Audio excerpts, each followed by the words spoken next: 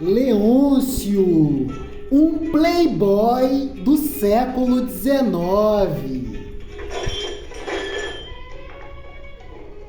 Não, deixa isso.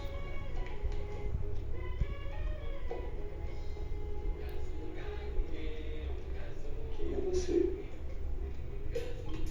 Um Dom Juan conquistador barato e tremendo vagabundo.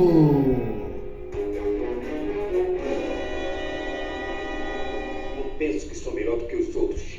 Digo apenas a que tipo de serviço estou habituado, para que possa assim ser bem aproveitado. Eu vou lhe mostrar como pode ser bem aproveitado. Vida de negro é difícil como que vida de negro é difícil porque eu quero morrer de noite na tocaia de matraca. Por favor, jovem RGV, dê a pausa no vídeo. Show! E vamos iniciar a leitura sobre as leis abolicionistas, iniciando pela Lei Feijó. Por favor, amada inteligência divina, ao seu trabalho. Escola de Campeões, aprendendo a aprender sempre. Leis abolicionistas. Lei Feijó. Categorias: História do Brasil Imperial.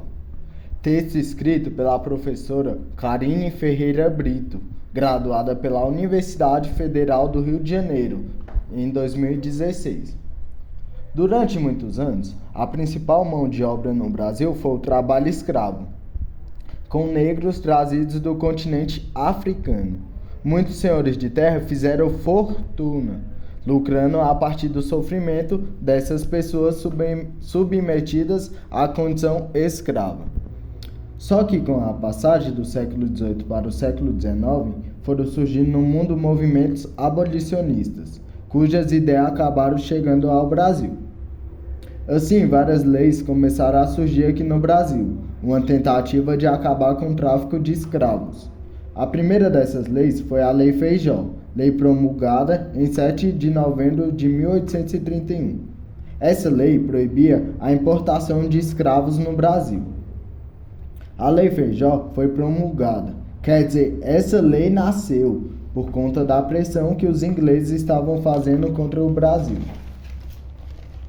para que houvesse a extinção do tráfico negreiro. Antes dessa lei, alguns acordos já haviam sido assinados entre o Brasil e a Inglaterra, mais especificamente desde a vinda da família real para o Brasil. A Inglaterra desejava o fim da escravidão no Brasil. Alguns pesquisadores apontam o interesse da Inglaterra em acabar com a escravidão no Brasil, como sendo um interesse estritamente econômico, ou seja, a Inglaterra desejava expandir seu mercado industrial, vendendo, exportando seus produtos para o Brasil.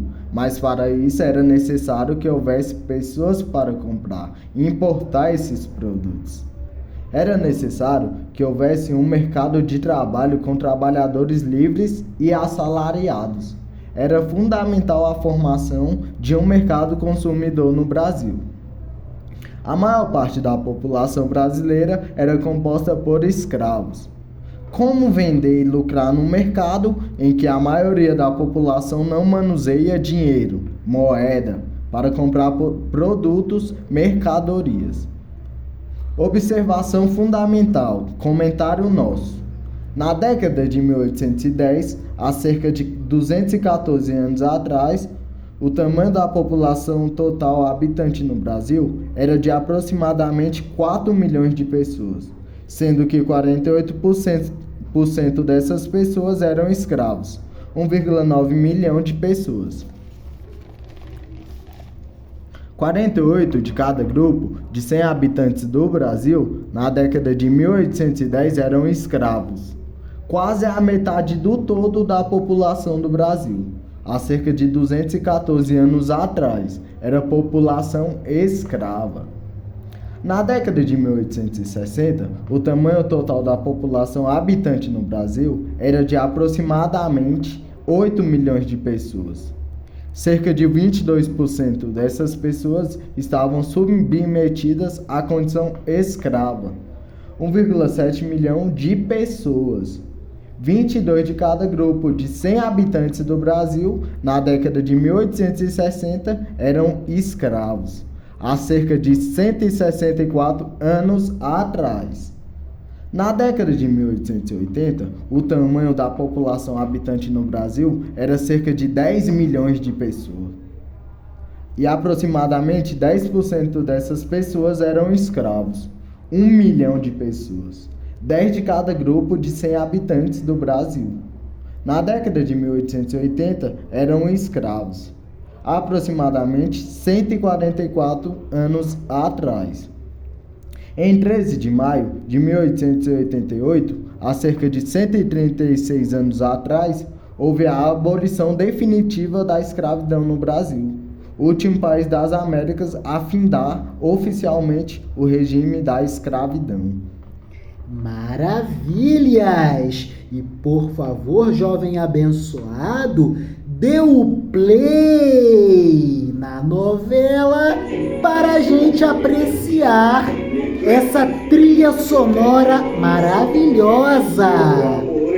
Escrava Isaura, novela transmitida em 1976.